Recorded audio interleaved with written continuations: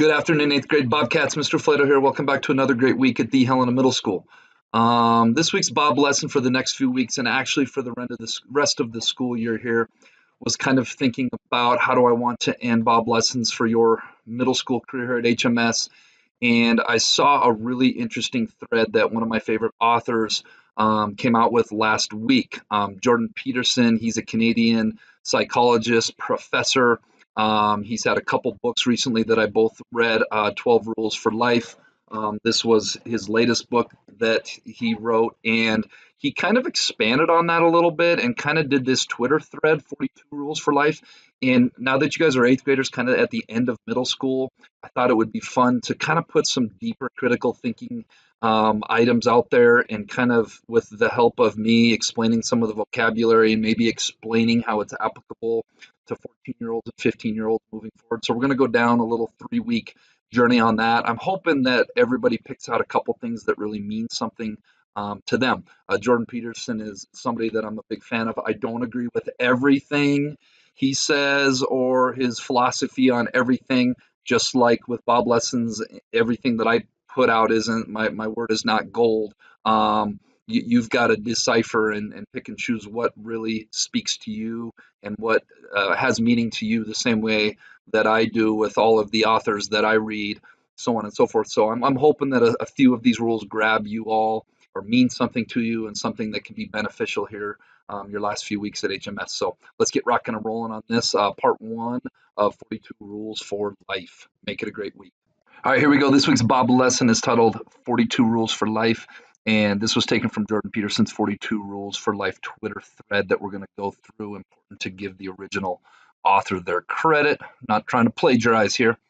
All right, but before we get going, let's be our best this week at HMS. Let's be safe. Let's be responsible. Let's be respectful. Let's be a learner. All right, let's get rocking and rolling. Rule number one, tell the truth or at least don't lie. Truth reduces the terrible complexity of a man to the simplicity, man or woman, to the simplicity of his word.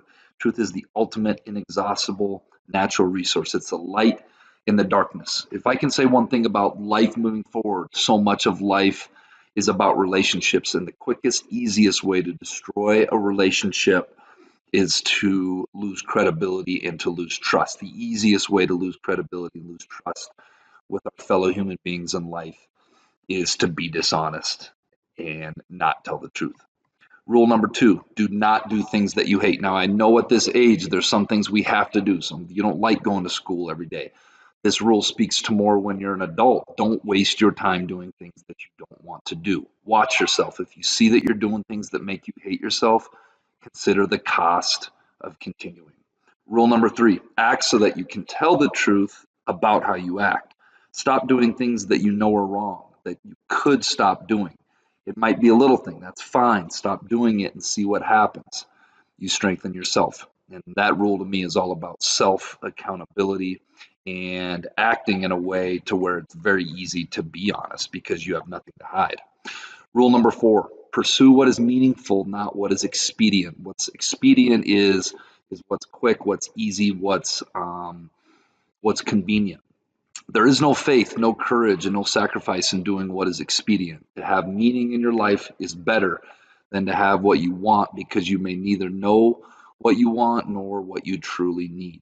I will say that nothing worth having in life, whether it's relationships, whether it's sports or activities, whether it's a job someday, everything that has value does not come easy. Nothing that comes super easy is really that valuable. Something to think about. Rule number five, if you have to choose, be the one who does things instead of the one who is seen to do things.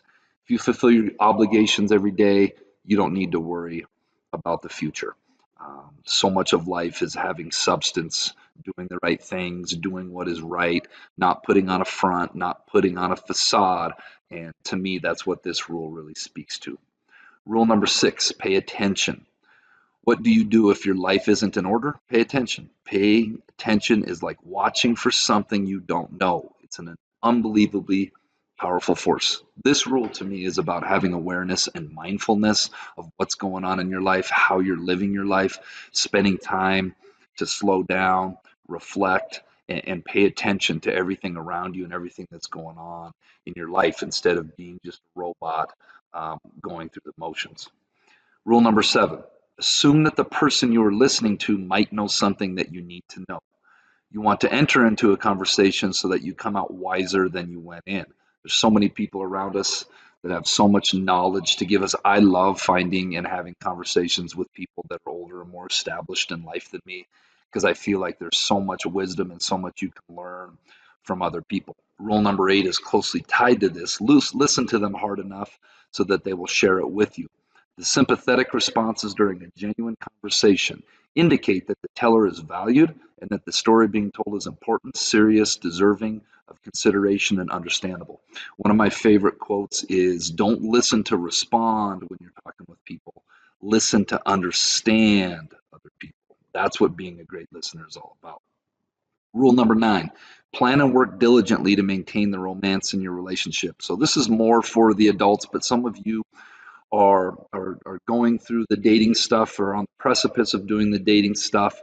Um, and this is also very much real for your friendships as well. Allow yourself to become aware of what you want and need in relationships. Have the decency to let your partner or your friendships in on the secret of what you want, what you need. Do not expect the beauty of love to maintain itself without all out effort on your part. Romantic relationships are just like platonic friendships, just on a more serious level. And that requires much more work, much more communication, much more sacrifice, much more of all of that.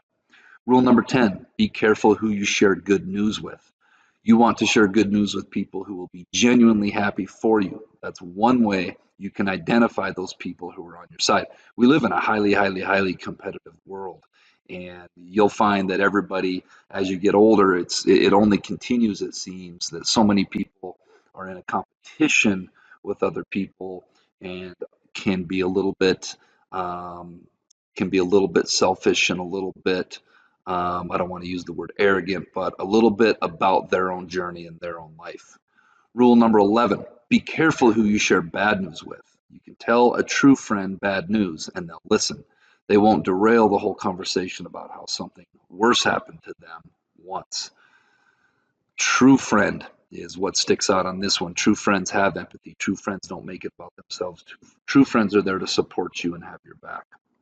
Rule number 12, make at least one thing better every single place you go. I'm on the side of the person that wants to do something positive with their life. Start by maximizing the quality of your life. Figure out how to do that in a way that's beneficial, that can benefit your relatives and your community.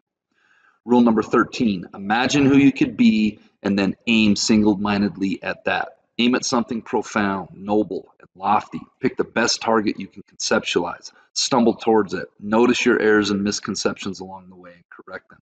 Confront what stands in the way.